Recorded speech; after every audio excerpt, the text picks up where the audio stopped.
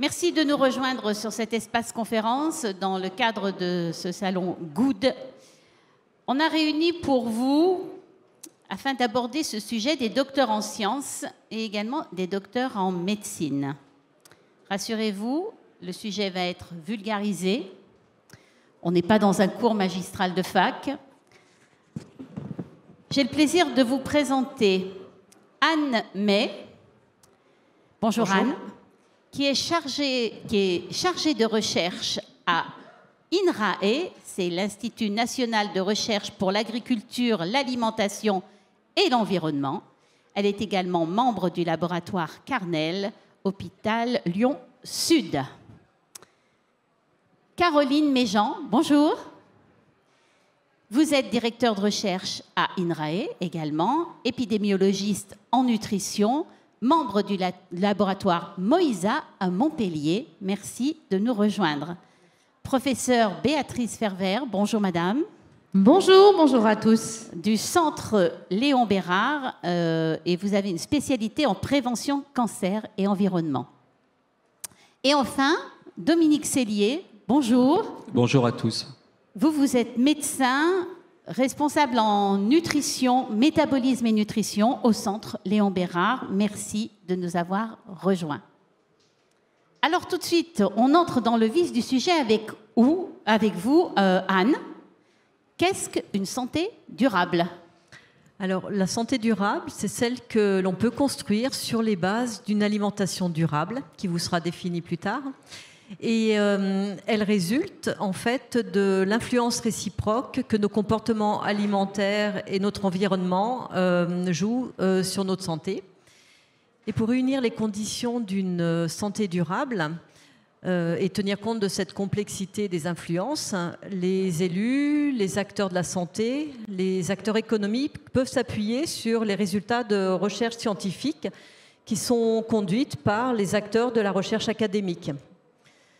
Et donc, pour illustrer ce concept de construction d'une santé durable, nous avons choisi de traiter un exemple qui est l'apport de protéines dans notre alimentation, par la viande ou par les végétaux. Et nous aborderons aussi la question de l'alimentation bio. Et notre première intervenante, donc Caroline, va nous montrer quels sont les leviers que l'on peut actionner pour jouer sur cette durabilité. Et donc nous montrer la complexité de cette alimentation durable. C'est à vous, Caroline. Merci, Anne. Donc, tout d'abord, je vais revenir sur les définitions officielles. Alors, selon les... Parlez bien près du micro, Caroline. Voilà, merci. Selon l'Organisation des Nations Unies pour l'agriculture et l'alimentation, les régimes alimentaires durables sont des régimes qui sont respectueux de la biodiversité et des écosystèmes, culturellement acceptables, économiquement équitables, abordables, accessibles et nutritionnellement sûrs et sains. C'est donc le respect de ces 4 dimensions, environnement, socio-culturel, socio-économique et nutrition-santé, qui rend un régime alimentaire durable. Alors, selon l'OMS et la FAO, les systèmes alimentaires actuels ne permettent pas à chacun d'accéder à des éléments sûrs, sains et abordables. Et puis, comme vous le savez, les systèmes alimentaires actuels sont responsables d'une grande partie de l'impact environnemental, notamment des émissions de gaz à effet de serre et de la perte de biodiversité.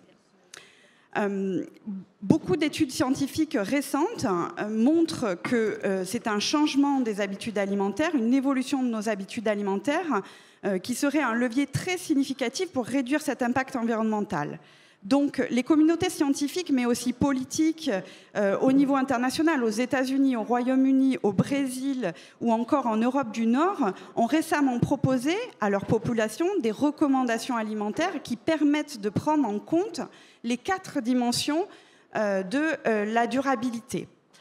Notamment, parmi les leviers pour une alimentation plus durable qui sont expérimentés dans plusieurs pays, c'est la diminution de la consommation de la viande et la promotion de l'alimentation bio. Donc on peut se demander en effet si la diminution de la consommation de viande est un levier pour concilier l'ensemble des dimensions de la durabilité. Alors en France, je voulais rappeler que la loi Egalim pour une alimentation saine, sûre et abordable à tous depuis novembre 2019, a mis en place un menu végétarien, c'est-à-dire sans viande ni poisson, dans les cantines scolaires, une fois par semaine, pardon. Vous avez vu à Lyon, vous avez vécu les vifs débats qui ont animé la proposition de la ville de Lyon d'instaurer à la suite des confinements un menu sans viande. Ça a provoqué de vifs débats dans les médias. Alors finalement, les soucis des élus de maintenir le service s'est confronté à la crainte des uns et des autres de se voir imposer un menu sans viande. Alors la problématique de la diminution de la consommation de viande, elle est complexe, hein, parce que finalement, les produits animaux apportent des nutriments essentiels et en même temps, la consommation excessive de viande est un risque pour la santé, mais Dominique Sellier y reviendra plus précisément. Mais quand on parle de diminution de consommation de viande, il faut bien garder en tête les niveaux de consommation actuels en France. Alors, selon l'étude Esteban qui a été réalisée par Santé publique France en 2015, on voit que la moitié de la population des adultes et des enfants en France consomme 1 à 2 portions de viande, œufs et dans une moindre mesure de poisson par jour, et que 1/3 de la population a des consommations excessives de produits animaux, c'est-à-dire plus de 2 portions par jour. Donc il faut bien garder ces chiffres-là quand on parle de marge de manœuvre pour diminuer la consommation de viande. Alors, maintenant, quand on s'intéresse à la dimension environnementale de la durabilité, telle que je vous l'ai présentée, vous voyez ici sur le graphique, à partir des données de l'ADEME de 2020, que les produits animaux ont un poids environnemental, et notamment là ici des émissions de gaz à effet de serre, plus élevé que les produits végétaux. Mais ce qui est intéressant aussi, c'est la variabilité entre les produits animaux. On voit bien que la viande de ruminants et les poissons ont un impact élevé. La volaille a un poids intermédiaire et les produits laitiers et les œufs ont plutôt un impact limité. Ensuite, quand on s'intéresse maintenant à la question économique, d'accès économique abordable de l'alimentation. Alors, un des arguments de ceux qui craignaient de se voir imposer des menus sans viande était notamment l'exclusion des classes populaires.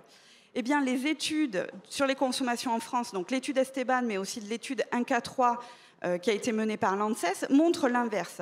Finalement, plus le niveau d'études des parents est élevé, plus la consommation de viande chez les enfants est faible.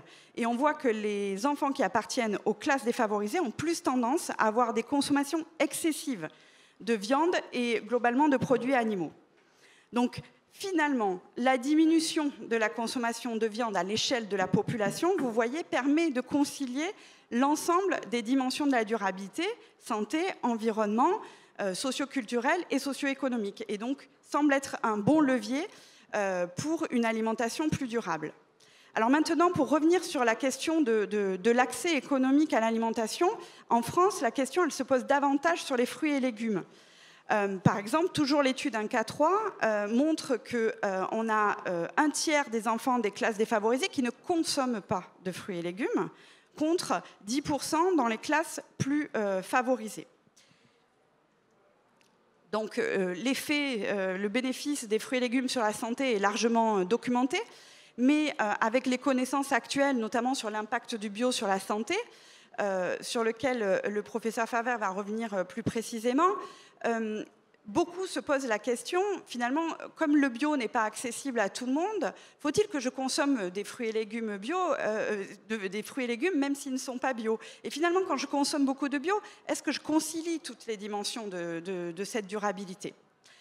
Alors, les chercheurs de l'étude Bionutrinet qui s'intéressent à l'alimentation de 29 000 adultes issus de la cohorte Nutrinet ont montré que les gros consommateurs de bio ont en effet un régime alimentaire nutritionnellement plus adéquat. Pourquoi? Parce que plus on consomme bio, plus on consomme végétal, ce qui explique une grande partie des apports nutritionnels favorables. Mais ils se sont aussi intéressés, comme vous le voyez sur ce graphique, aux autres dimensions de la durabilité. Alors, par exemple, on voit que les gros consommateurs de bio par rapport aux petits ont un coût du régime plus élevé, donc ça, on s'y attendait. On voit aussi qu'ils ont un moindre impact environnemental sur les 3 indicateurs posés ici. la dépense énergétique, les émissions de gaz à effet de serre et la surface agricole nécessaire pour produire son alimentation. Mais on peut se demander, finalement, si cela est dû à réellement l'effet de la production, enfin, du mode de production bio versus conventionnel, ou bien au fait que les gros consommateurs de bio ont un régime plus végétalisé que les petits. Alors, les chercheurs de BioNutriNet ont isolé justement ces deux phénomènes concomitants.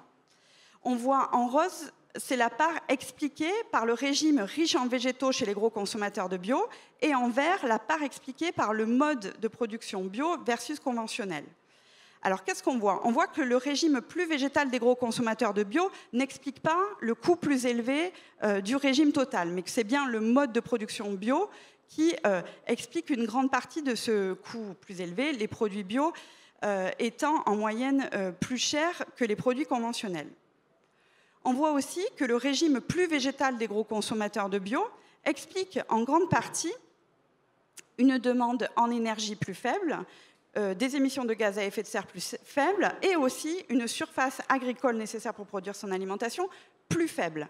Et en revanche, on voit que le mode de production bio versus conventionnel explique pas ou peu l'indicateur de dépenses énergétiques et d'émissions de gaz à effet de serre, parce que finalement les productions bio peuvent être parfois inférieures, parfois supérieures pour ces indicateurs par rapport aux productions conventionnelles. Et on voit aussi que le mode de production bio augmente la surface nécessaire pour produire son alimentation par rapport à un mode conventionnel. Donc en conclusion, l'adoption d'une alimentation bio devrait se faire avec un changement vers un régime plus végétalisé pour pouvoir concilier les 4 dimensions de la durabilité que je vous ai présentées. Voilà, merci. Je passe à la parole. Merci beaucoup, Caroline. Donc effectivement, nous avons donc compris que la consommation de viande était un levier pour aller vers la durabilité. Et donc maintenant, j'aimerais savoir, du point de vue de la santé, s'il suffit de diminuer la part de viande et d'augmenter la part de végétaux pour avoir une alimentation saine. Et donc, je m'adresse à Béatrice Reverse. Merci. Donc, vous avez vu, il y a une relation étroite entre notre alimentation et l'environnement. Et donc, l'impact de nos choix alimentaires sur l'environnement. Mais nous sommes également exposés à certains facteurs environnementaux à travers nos choix alimentaires. Et donc, les choses ne sont pas indépendantes, ce que d'ailleurs vient en termes de health ou planetary health, la santé de la planète, que nous sommes une partie dans le système et donc cette interaction. Donc, dans ce contexte, je voulais vous parler ce matin de 3 choses. Premièrement, c'est l'exposition alimentaire à des polluants de l'environnement, vous donner quelques exemples, à la question de l'alimentation bio, donc ensuite à ce que Caroline vient de dire, et puis troisièmement sur l'alimentation qu'on appelle l'alimentation ultra transformée, vous expliquer ce que c'est. Alors, tout d'abord, l'alimentation comme source d'exposition aux contaminants de l'environnement. Nous sommes exposés à travers notre milieu de vie aux polluants de l'environnement, que ce soit l'air, avec la pollution de l'air, les sols, l'eau et l'alimentation. Dans ce contexte, l'exposition alimentaire constitue pour la plupart des polluants une source importante, voire principale, de l'exposition. Néanmoins, ce qu'on peut dire globalement aujourd'hui de l'alimentation, suite à des enquêtes et des analyses qui ont été faites par l'Agence nationale de sécurité sanitaire et de l'environnement, l'ANSES, que pour 85% des substances analysées dans plus de 1000 échantillons alimentaires, les niveaux de contamination étaient en dessous du seuil qui est considéré comme toxique. Donc c'est plutôt une bonne nouvelle. Et il faut l'intégrer. On sait néanmoins qu'en fonction des choix alimentaires et son propre mode alimentaire, certains polluants peuvent s'accumuler. Je voulais vous parler plus particulièrement de 4 contaminants environnementaux sur lesquels on peut être exposé à travers l'alimentation. Il y a tout d'abord les pesticides. On sait aujourd'hui que l'exposition aux pesticides a des effets néfastes sur la santé. Ces données, et l'INSERM a récemment actualisé son expertise sur l'impact des pesticides sur la santé. On sait qu'aujourd'hui, et ces données viennent essentiellement, très majoritairement aujourd'hui du milieu professionnel, où les personnes sont fortement exposées, mais ils sont exposés aux mêmes substances que chacun d'entre nous à des quantités beaucoup plus faibles. Donc on sait que les pesticides sont liés à des problèmes de cancer, notamment les lymphomes, des pathologies neurodégénératives, la maladie de Parkinson, ou encore certains problèmes de fertilité, de pathologies néonatologiques qui sont bien démontrées.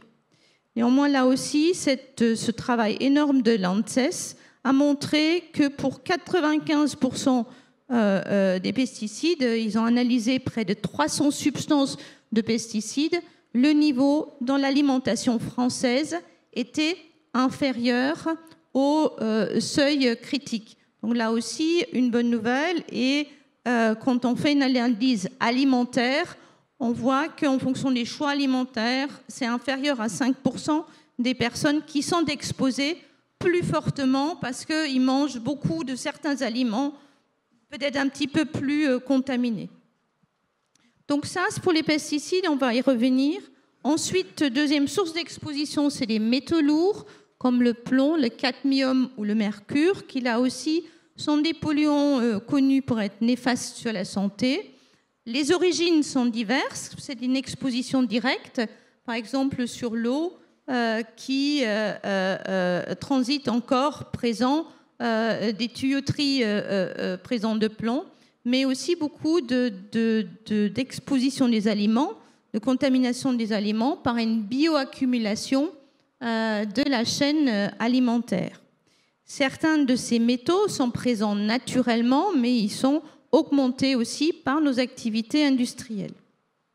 Enfin, les matières plastiques, vous avez certainement suivi l'interdiction dans les tickets de caisse, dans les emballages alimentaires, les biberons pour les enfants, du bisphénol A, mais il y a d'autres agents dans les matières plastiques, comme des phtalates, sur lesquels on a des interrogations ou pour certains démontrer un effet néfaste sur la santé, qui sont dans ces matières plastiques, c'est les plastifiants, qui font que, par exemple, pour les phtalates, que les plastiques sont souples, qui ne se cassent pas, et ils ne sont pas très stables dans les plastiques et peuvent migrer dans les aliments. Et pour les phtalates, c'est notamment tout ce qui est lipophile, tous les aliments lipophiles, les graisses, la volaille, les produits laitiers à fort contenant lipidique qui sont plus contaminés. Donc il y a d'une part les emballages et il y a des recommandations de ne pas chauffer dans l'emballage plastique vos aliments, mais et bien sûr, et donc là on revient à l'interaction avec l'environnement, privilégier des aliments qui sont emballés en vrac dans des sacs en papier. Néanmoins, ce n'est pas la seule source d'exposition et dans le processus de la chaîne alimentaire, de production alimentaire, ces plastifiants peuvent aussi entrer dans les aliments, dans la préparation, notamment des aliments industriels par les contenants. Donc là aussi, on va y revenir. Privilégier des aliments le moins travaillés, industrialisés possible et le plus proche du produit de base. Récemment, il y a eu des études, et vous voyez tous ces liens, que le sel de la mer peut être pollué par des microplastiques, et c'est une vraie problématique aujourd'hui, les microplastiques dans la mer, et là voilà, arrivés sur notre assiette par la pollution du sel par ces microplastiques. Alors, on n'a certainement pas encore tout découvert, on n'a pas tout résolu, mais il y a quelques recommandations. Donc, bien rincer les fruits et légumes permet d'éliminer beaucoup de pesticides à la surface. Acheter des fruits et légumes de saison, attention aux emballages. Quand j'ai envie de fraises à Noël et qui viennent de Nouvelle-Zélande, ils sont forcément plus traités et surtout, ils ont un impact sur l'environnement parce qu'ils viennent de loin, ils ont fait un grand voyage qui a un impact sur l'environnement. Il y a des recommandations pour les poissons qui sont limitées la consommation de poissons à 2 à 3 fois par semaine. Attention, le poisson est un excellent aliment, source de protéines et de nutriments, mais pour ces questions de contamination, à limiter à 2 à 3 fois par semaine et varier les sortes de poissons. Il y a des poissons notamment de rivière qui peuvent en plus être contaminés des PCB. Ceux qui habitent à Lyon savent que depuis une vingtaine d'années, on n'a plus le droit de pêcher dans le Rhône pour ces problématiques de PCB. Alors, est-ce qu'il faut tout miser sur le bio?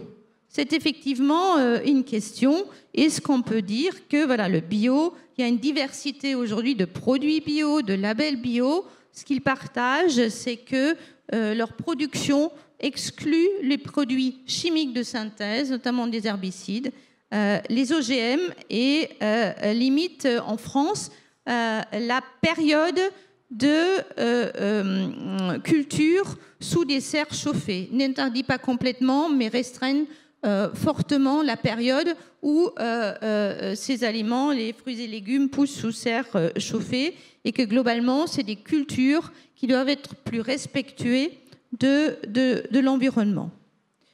Avec ces initiatives de faire manger les enfants du bio à la cantine ou d'autres cantines pour les adultes aussi, on a effectivement pu montrer que ça avait un impact direct sur les métabolites de certains pesticides dans les urines des personnes qui avaient mangé du bio. Mais la question est donc, est-ce que ça a un impact sur la santé? Comme Caroline avait déjà présenté, la cohorte Nutrinet, c'est une très grande cohorte. Certains d'entre vous qui s'intéressent à l'alimentation y participent peut-être. C'est une cohorte sur Internet, tapez Nutrinet, ça vous l'explique, qui suit depuis une dizaine d'années 170 000 personnes de façon très régulière sur leur alimentation. Et donc la question, qu'est-ce la composition alimentaire, mais aussi est-ce que les gens mangent du bio? Et dans ces études, ils ont effectivement montré que les gros consommateurs de bio avaient moins de surpoids, avaient moins le taux d'obésité était moindre, il y avait moins de maladies métaboliques, mais les études montrent aussi que ces gens-là avaient moins de lymphomes et moins de cancer du sein. Alors, pour les lymphomes, c'est effectivement la première pathologie cancéreuse qui est aussi mise en évidence chez les agriculteurs. Pour le cancer du sein, le lien avec les pesticides est aujourd'hui moins établi et qu'effectivement, dans ces études, les mangeurs bio avaient aussi globalement une meilleure qualité nutritionnelle. Et il y a la question de la poule et de l'œuf. Est-ce qu'ils mangent du bio parce que globalement, ils ont une plus grande conscience alimentaire et ils faisaient aussi plus d'activité physique et avaient un mode de vie plus sain? Ou est-ce qu'une conséquence du bio? Probablement les deux, parce qu'en prenant en compte dans les analyses l'ensemble des facteurs, l'effet bénéfique du bio restait. Mais la question qui vient alors, est-ce que les aliments bio ont-ils une meilleure qualité nutritionnelle? Ça, aujourd'hui, ce n'est pas clairement établi et les études ne permettent pas de conclure. Par contre, le bio n'a non seulement de moins de pesticides, et on va y venir, la dernière diapo, sur le fait que dans le bio, il y a aussi moins d'additifs. Dans l'alimentation non bio, vous pouvez avoir jusqu'à 400 additifs qui sont autorisés. En bio, c'est 50. Donc il y a moins de colorants, moins de conservateurs, et c'est peut-être lié à ça. Et on sait aussi que c'est non seulement bénéfique d'après ces études sur la santé, mais aussi sur l'environnement. Voilà. Mais je pense qu'il faut retenir du bio. Bio, c'est intéressant, mais ça ne fait pas tout.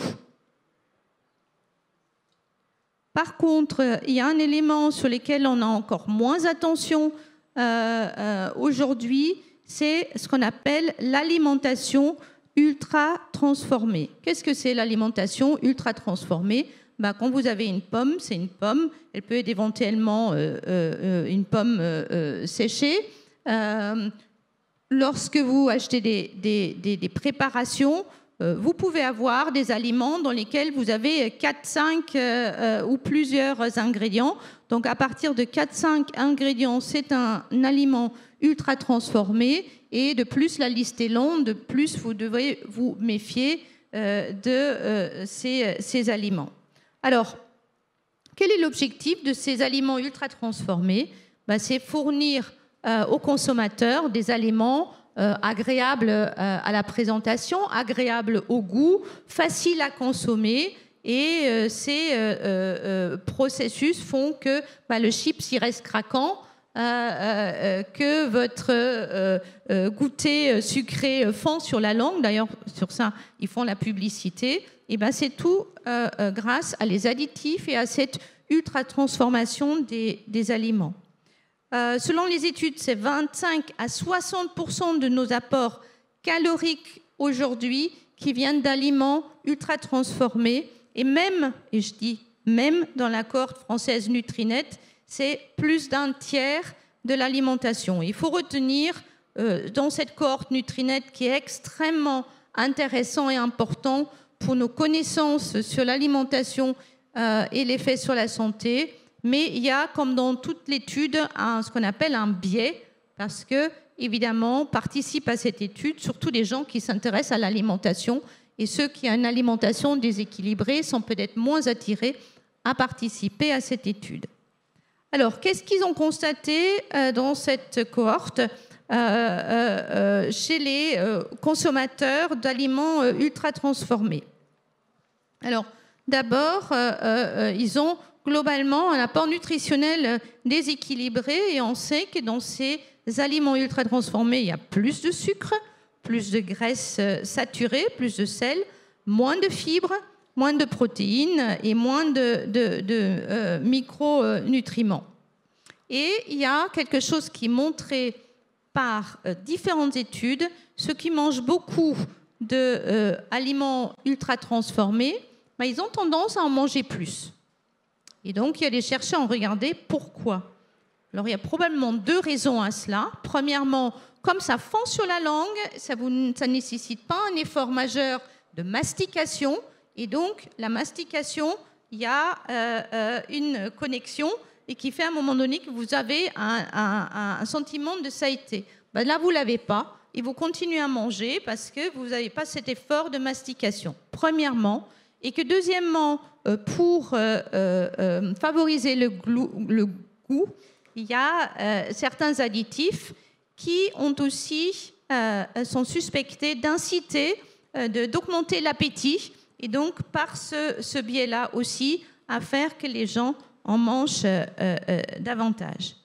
Et donc, dans ces aliments ultra transformés, qui aujourd'hui représentent un tiers de l'impact de notre alimentation sur l'environnement, il y a donc aussi beaucoup plus d'additifs alimentaires, où on peut citer les colorants, les agents de texture, des exhausteurs de goût, des édulcorants, des conservateurs, des antioxydants, et c'est tout ce qui va du E100 et quelques, c'est les colorants, jusqu'à E1500 et quelques, et pour certains aliments, la liste peut être assez longue.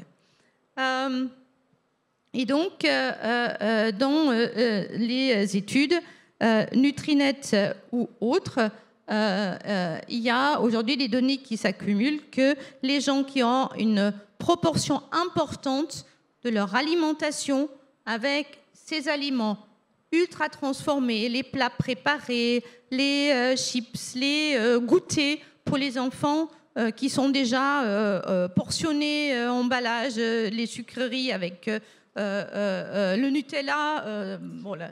Hein? Le choc à pic, me dit, voilà, je crois que tu aimes bien le choc à pic. Voilà. Et que ces gens-là ont tendance, à nouveau, à avoir plus souvent du surpoids, de l'obésité, de pathologies cardiovasculaires qui sont suspectées. Et donc, certains additifs pour lesquels aussi on a aujourd'hui des interrogations. Vous avez peut-être suivi que le E171, l'hydroxyde titane, qui était retiré, qui est interdit depuis 2020, qui est le produit qui fait, le colorant qui fait que la dentifrice est blanche, que les dragées sont blancs. Et donc, voilà, ça évolue. On me fait signe que je dois arrêter. On va conclure. Voilà. Merci Béatrice, parce que dans votre exposé, il y avait quand même quelques bonnes nouvelles. Je les ai bien entendues. Et il y a aussi un constat un peu alarmant. Oui, on poursuit, Anne. Oui, mais au moins, elle nous a donné des pistes pour contourner ces difficultés et c'était très intéressant. Et donc, on va faire un choix éclairé quand on va manger. Et donc, je vais m'adresser à Dominique Sellier pour savoir s'il peut nous donner des pistes pour s'alimenter avec plaisir tout en prenant en compte tout ce qu'on vient de dire. Bien, merci. Tout d'abord, j'aurais félicité les deux premières présentations parce que ma présentation aurait dû être faite au début, mais volontairement, on a choisi de faire des éléments de cadrage à la fin pour qu'on puisse repositionner tout ce qui vous a été dit, tant sur l'étude Nutrinet que l'exposé autour du bio et des pesticides. Alors, la question à se poser, c'est, on est en 2021, comment nous en sommes arrivés là ? Le premier point, c'est qu'aujourd'hui, si vous prenez un mètre, vous regardez 1 millimètre et vous dites le millimètre représente l'apparition de l'homme sur Terre par rapport au mètre qui est l'apparition de la vie. Et dans les 100 dernières années, l'exponentielle de la croissance de la population humaine est telle qu'aujourd'hui, il y a 7 milliards, presque 8.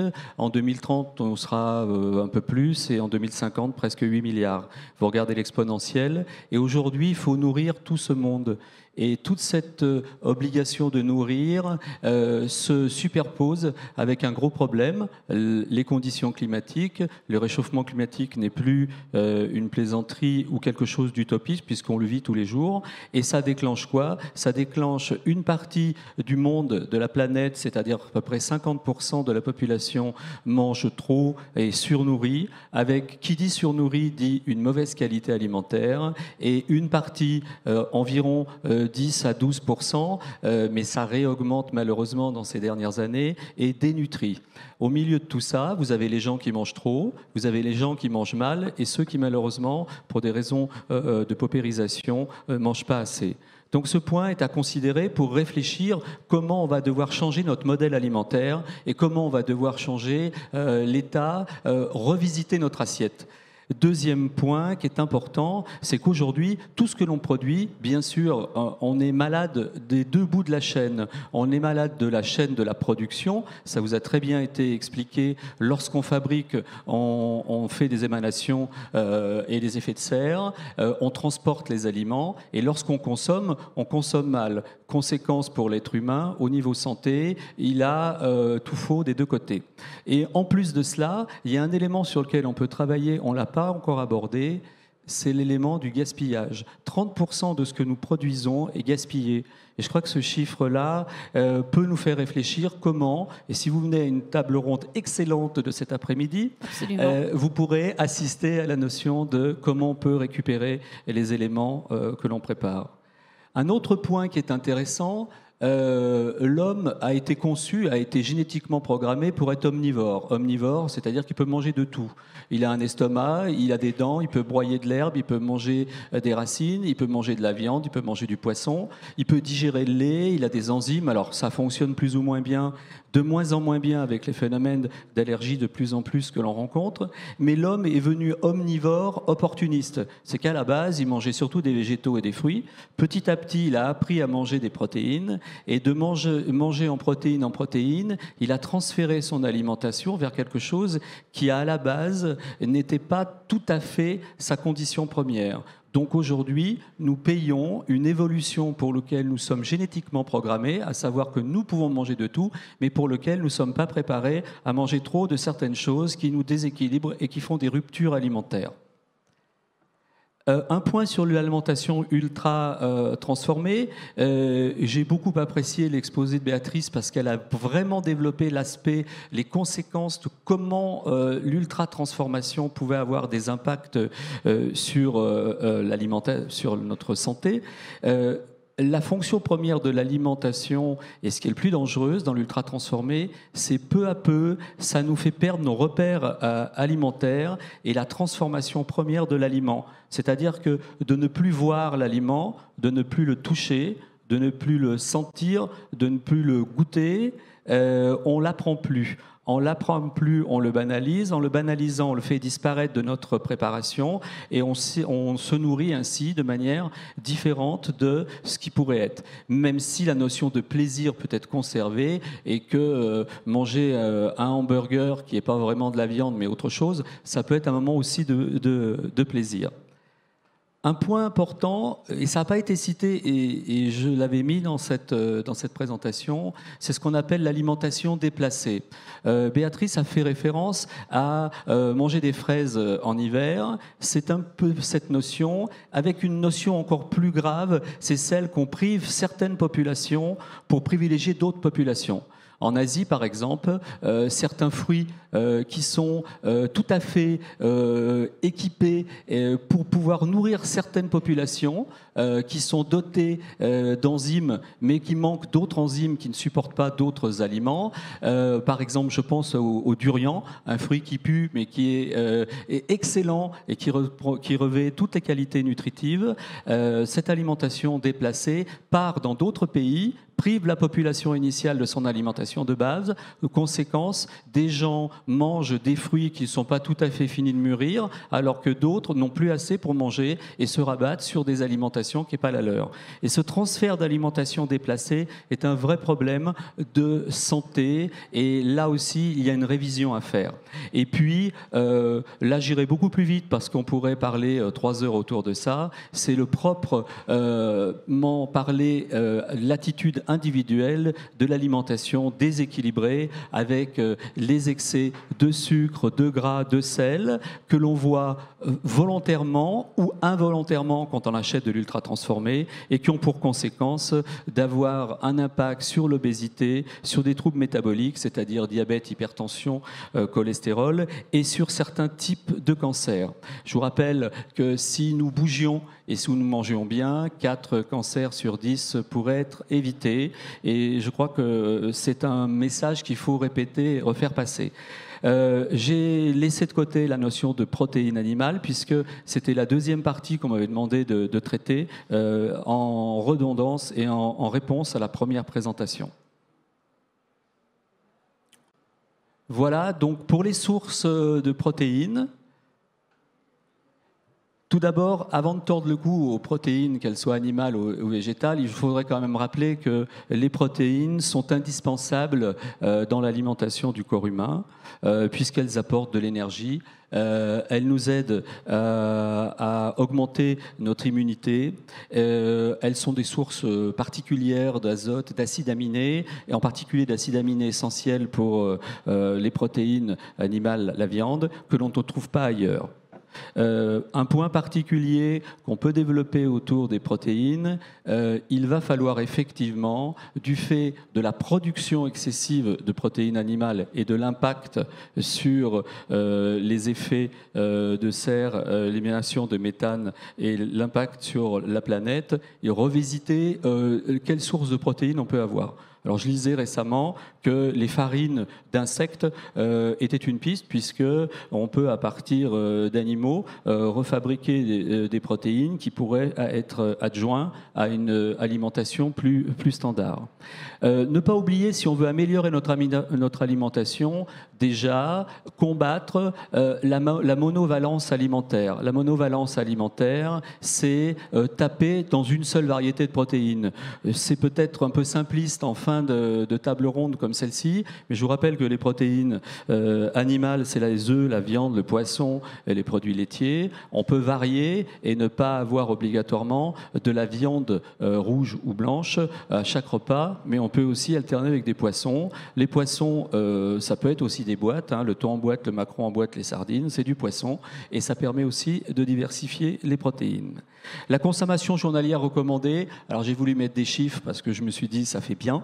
Les gens veulent entendre des chiffres. 0,80 grammes à 1,2 grammes kilo par jour. Grosso modo, ça fait un verre de lait, un yaourt et un steak de 120 grammes pour couvrir cet apport normalement avec cette quantité-là. Aujourd'hui, en France, on est largement au-dessus, presque au double. Et là, il y a un gros travail à faire sur la réduction de la consommation. Et je ne reviens pas sur l'exposé qu'a fait Caroline. Bien entendu, les protéines, souvent, il y a une confusion qui est faite entre protéines, consommation, quantité et rythme auquel on les prend. On peut très bien manger des protéines 2 fois par jour, c'est les recommandations du PNNS, mais les manger en plus petite quantité, et on n'est pas obligé de manger 2 œufs quand on fait 2 œufs au plat, mais on peut en manger qu'un. Alors c'est très curieux, si vous mangez un œuf à la coque, vous en mangez qu'un, mais si vous mangez les œufs au plat, vous en faites 2. C'est un peu anecdotique, mais c'est quand même à réfléchir. On peut réduire les portions de protéines pour retomber sur des chiffres plus élégants et plus en conformité avec les recommandations. L'apport énergétique quotidien, c'est important, c'est ce qui nous fait vivre. On peut apporter de l'énergie avec les sucres, avec le gras. 15% de nos apports journaliers doivent être couverts par les protéines, c'est-à-dire qu'on ne peut pas balayer d'un revers de main les protéines végétales et animales. On parle surtout des protéines animales parce qu'aujourd'hui, il y a véritablement un déséquilibre entre les apports et la consommation normale. On peut juste peut-être rappeler les protéines végétales, dans quoi on les trouve? Alors, les protéines végétales, on les trouve dans tout ce qui est légumineuse, les graines. Et il faut rajouter que lorsqu'on consomme des protéines végétales, il faut les associer, c'est la diapo finale que je présente, il faut les associer avec des céréales pour vraiment avoir la couverture en acides aminés, parce que sinon, on risque d'avoir certaines carences et manquer de certains types d'acides aminés. Bien, je vais vous demander de conclure, Dominique, parce que je vais rattraper le retard de tout le monde en conclusant rapidement sur la dernière diapo. En disant que 2 protéines par jour est tout à fait jouable. Les protéines végétales peuvent remplacer la viande 1 à 2 fois par semaine associée à une légumineuse. Il faudrait, aujourd'hui on est à 70%, 30% protéines animales versus 30% végétales. Les recommandations du PNNS nous poussent à aller vers 50-50, c'est-à-dire réaugmenter la protéine végétale au détriment de la protéine animale. Diversifier. Je vous rappelle que, je l'ai dit tout à l'heure, les poissons sont consommables, même ceux en boîte. La qualité, moins transformée possible. La charcuterie, les recommandations sont de 150 grammes par semaine. Aujourd'hui, c'est beaucoup plus. Et parfois, les gens confondent charcuterie et viande. L'impact, il est direct sur les maladies cardiovasculaires avec l'apport de sel et de sucre et sur les cancers, puisqu'il y a des études qui montrent quand même des relations assez ténues. Et puis pour terminer, la viande rouge, c'est souvent posé cette question, viande rouge et blanche. La viande rouge, c'est la viande de mammifères. Le canard, c'est rouge, mais ça rentre dans la viande blanche. Est toléré à 500 grammes par semaine, c'est-à-dire qu'on peut en manger. Au-delà, il y a un effet probablement cancérigène, donc il faut aussi savoir se rabattre sur les autres viandes et aller vers le sens où diminution des protéines animales avec augmentation des protéines végétales. Et le dernier mot que je voudrais rajouter, c'est de ne jamais oublier quand même, quand on mange, on doit avoir du plaisir à savoir ce que l'on mange, donc reconnaître l'aliment, à savoir aussi qu'on peut commettre des excès, et manger en liberté, c'est savoir dire oui à certains excès. Manger en équilibre, c'est savoir refuser et dire non à d'autres excès. Et c'est l'équilibre entre le oui et le non qui fera qu'on aura une alimentation saine et pour qu'on ira vers le sens de la durabilité. Je vous remercie. Merci beaucoup, Dominique. Merci. On avait prévu de terminer cette conférence par une petite animation. Je ne sais pas si on a le temps en régie. On va prendre quelques minutes pour le faire. Pour le nuage de mots. Voilà. En fait, on va vous demander de prendre vos téléphones portables. Alors, vous avez demandé peut-être de les mettre en silencieux. Vous les laissez en silencieux. Ça ne change à rien la donne. Et vous allez taper dans votre moteur de recherche, quel qu'il soit, ce mot, live-i/good. Alors, live2e.io/g2od. Voilà, je vous laisse taper ça dans votre moteur de recherche. Une fois que vous l'avez trouvé, vous allez dans l'application et vous allez avoir en haut à droite un petit onglet avec 3 barres. Et vous allez, dans ce petit onglet, choisir « Nuage de mots ». C'est vous, public, qui allez constituer ce nuage de mots. Et on va vous demander de choisir un mot représentatif de ce qu'on vient d'exposer. C'est ça, Anne, à peu près la démarche, c'est ça. Oui. On avait même envie d'aller un peu plus loin parce qu'on voulait échanger avec vous, mais on n'aura pas le temps. Ouais. Mais l'exposé était très complet et très intéressant. Voilà. Donc, on a notre technicien qui va récupérer tous les mots que vous allez envoyer. Et ne mettez pas nul, hein. Voilà. Alors, le premier mot qui arrive en majorité, c'est équilibre. En effet, on a parlé d'une alimentation équilibrée. Équilibrée en tout, en calories, mais aussi en choix d'aliments. On a parlé de la viande, on a parlé des légumineuses, des protéines végétales, on a parlé du bio. Alors, évidemment, en deuxième, eh bien, arrive santé, parce que, bien évidemment, vous avez compris que la santé était au cœur de notre débat, mais pas que, puisqu'il y avait aussi l'environnement. Et c'est là où c'est intéressant, parce que, justement, on voit le mot changement. En effet, on est dans un tournant. Il faut que ça change.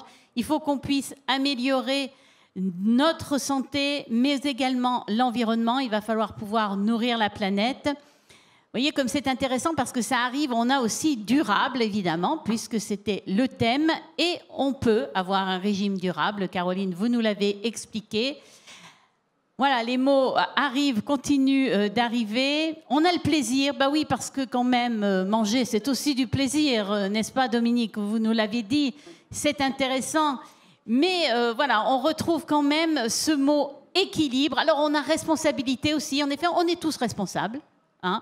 On peut, à notre échelle, aussi participer à cette santé durable, à cette alimentation durable.